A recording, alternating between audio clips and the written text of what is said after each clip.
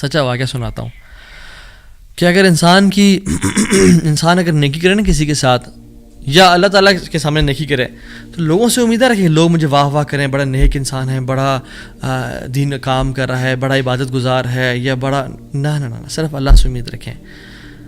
یہ 9 ہجری کی بات ہے اور اس میں ایک کتاب لکھی گئی شذرات الذہب فی اخبار من ذہب، اور اس میں ایک شخص کا واقعہ آتا ہے ابو بکر بن عبد الباقی کا رحمہ اللہ.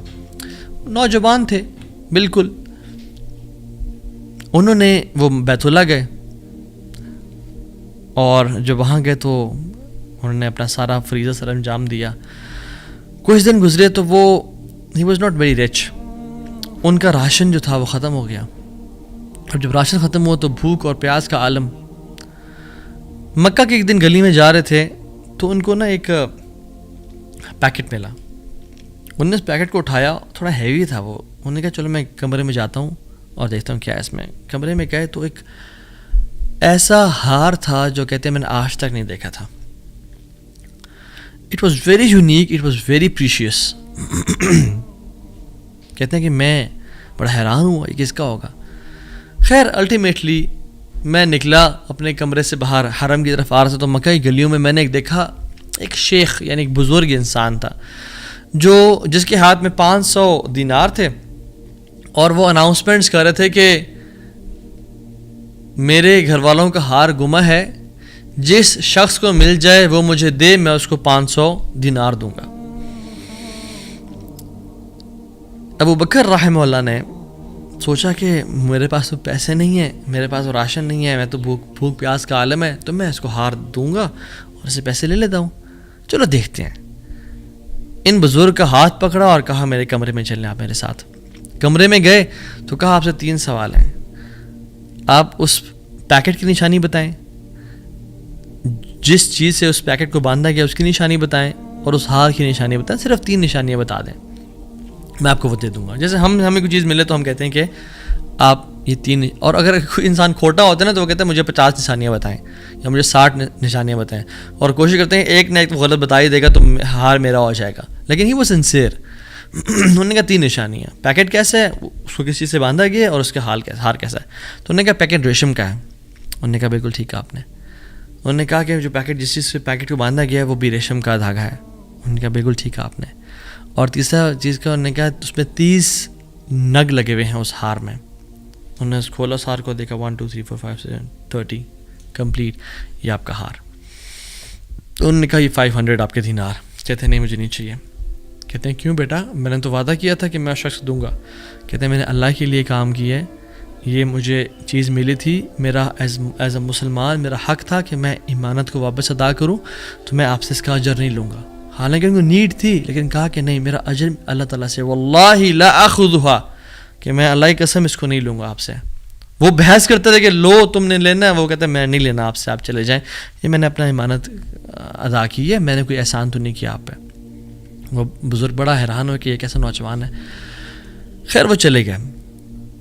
کچھ عرصے بعد ابو بکر بن عبد الباقی رحمہ اللہ کہتے ہیں کہ میں فائنینشلی اسٹیبل نہیں تھا، تو میں نکلا کچھ تجارت کرنے کے لیے. تو میں جس شپ پہ بیٹھا ہند کی طرف میں نے سفر کیا. سافرت الی الہند، میں ہند کی طرف جانے لگا. اور کہتے ہیں جب راستے میں تھا تو اتنے برے طوفان نے ہماری شپ کو ہٹ کیا کہ پانی شپ کے بیچ میں آ گیا اور لاگز بکھر گئے اور وہ کشتی ٹوٹ گئی. کچھ لوگ ڈوب گئے، کچھ لوگ چیز چلا رہے تھے. میرے ہاتھ میں ایک لکڑی کا بہت بڑا ووڈ لاگ لگا، لکڑی کا ایک پھٹا سا لگا. میں نے اس کو زور سے پکڑ لیا. وہ مجھے جو ہے نا وہ سلولی اینڈ گریجولی کنارے پہ لے آیا. میں جب اس آئی لینڈ پہ پہنچا تو دیکھا الحمدللہ وہاں پہ بالکل وہ ابینڈنڈ آئی لینڈ نہیں تھا، وہاں پہ لوگ آباد تھے.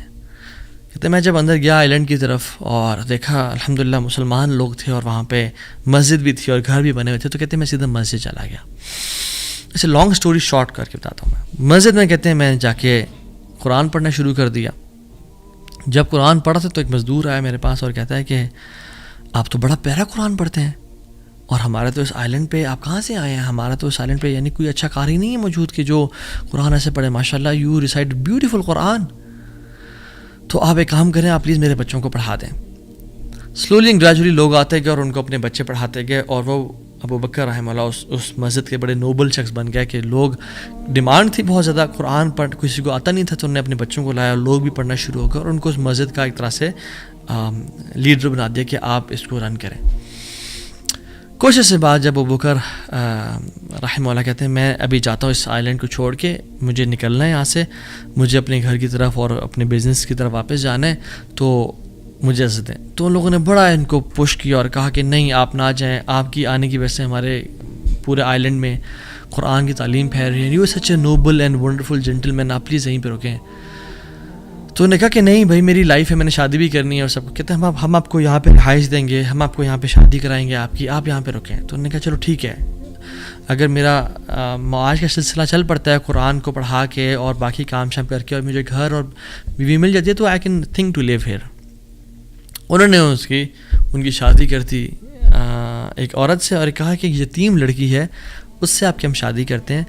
ہے تو وہ یتیم لیکن ہے بڑی مالدار وہ, کیونکہ اس کا باپ جو تھا وہ بڑا رچ انسان تھا.